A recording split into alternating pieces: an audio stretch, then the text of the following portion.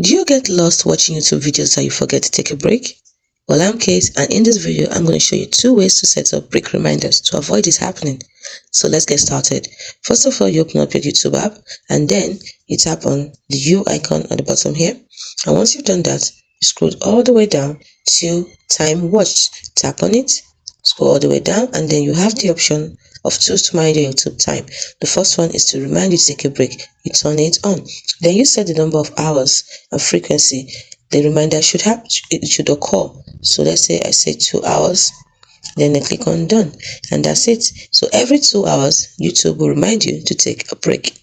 Now the second way you can do this is by tapping on the X icon here. So tap on the gear icon in case you forgot the first method.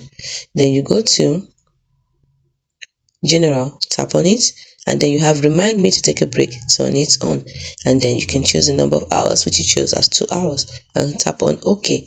That's all it takes. Those are the 2 ways to set or turn on break reminders.